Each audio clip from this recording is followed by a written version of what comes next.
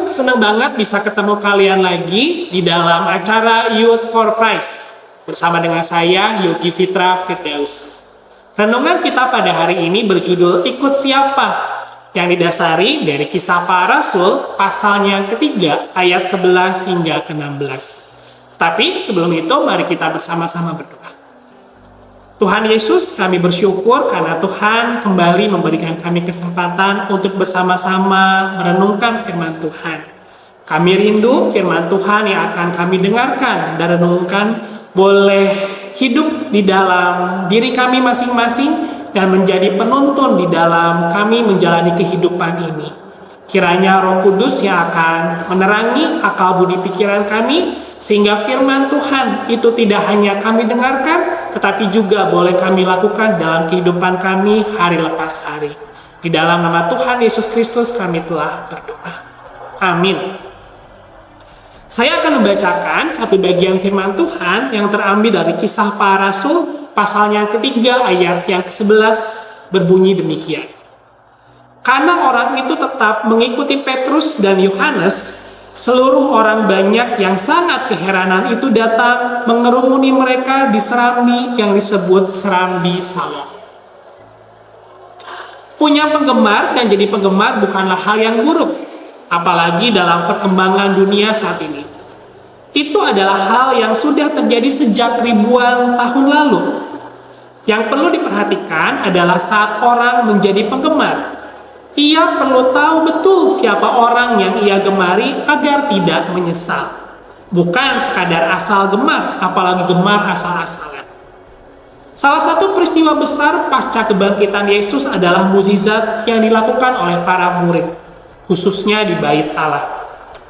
Bacaan hari ini menampilkan kisah seorang yang lumpuh sejak lahir dan hanya bisa meminta-minta di gerbang Bait Allah.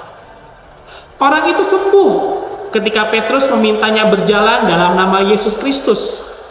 Peristiwa itu memberikan kebahagiaan besar bagi si lumpuh, sehingga ia terus mengikuti Petrus. Tampaknya ia memutuskan untuk menjadi pengikut Petrus yang sudah membuatnya sembuh dan dapat berjalan. Namun tidak begitu halnya bagi orang lain yang mengetahui siapa Petrus.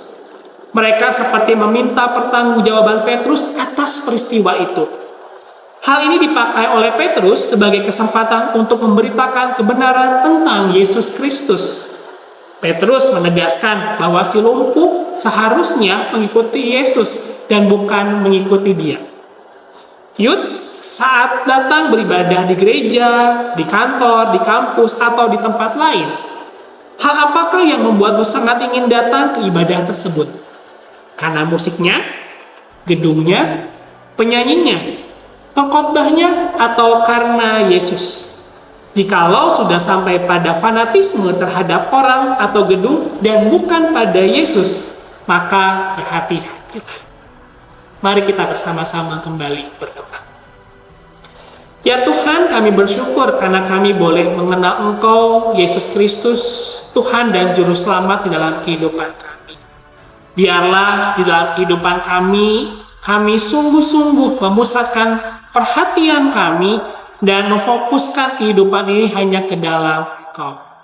Dan kiranya di dalam kehidupan kami ketika kami pergi ke gereja, ketika kami melakukan aktivitas di sekolah kami, ketika kami menjalani perkuliahan, atau bahkan ketika kami melakukan aktivitas pekerjaan kami, kiranya semuanya itu kami fokuskan dan kami letakkan hanya kepada nama Tuhan Yesus Kristus yang telah menebus kami dan telah mengasihi kami.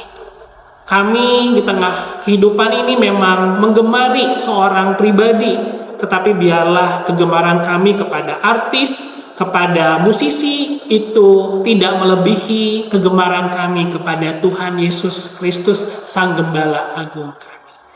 Ini doa kami ya Tuhan, di dalam nama-Mu yang kudus kami telah menaikkan doa ini. Amin. Demikian renungan kita pada hari ini. Jangan lupa untuk subscribe, like, dan bagikan renungan ini kepada orang-orang di sekitar kalian. Tuhan Yesus memberkati.